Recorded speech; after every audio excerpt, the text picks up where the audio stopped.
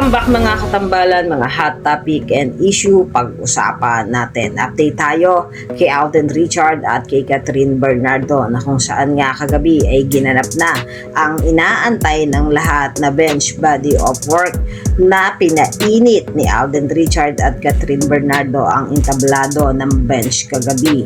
At talaga namang naghihiyawan ang mga fans itong si Alden nang hubadin nga nito ang kanyang sando. At ito namang si Catherine ay lumabas na talaga namang slim mini skirt with cap bra na talagang makikita mo na napaka-slim nitong sikat at pinaghandaan nga niya ang ginanap na bench body of work kagabi.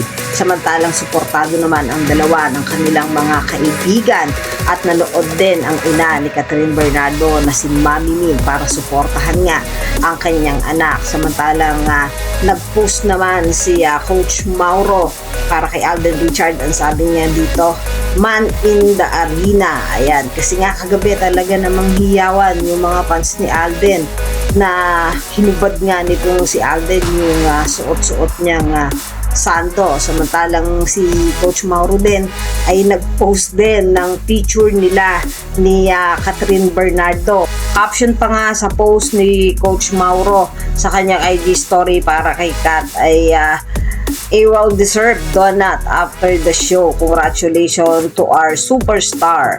Ayan, kung mapapansin nga doon sa interview kagabi kay Catherine Bernardo, sinabi nito na isa sa paghahanda niya sa bench body ay yung hindi pagkain nga ng mga sweets para ma-maintain nga niya ang kanyang katawan. At talaga namang very successful nga ang naganap na bench body of work at very confident naman ang dalawa na rumampa kagabi. Si Alden Richard naman sa kanyang IG story ay nag-update din na nagmamaneho ito ng sasakyan. Suot-suot niya ang napakaganda niyang relo at kinongratulate din siya ng kanyang Casino Flash family at pinadalhan pa nga itong si Alden Richard ng bouquet of flower.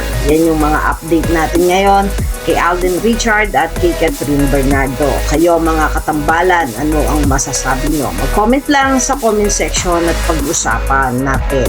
Yan ang mga hot topic and issue dito lamang sa Tambalan GT.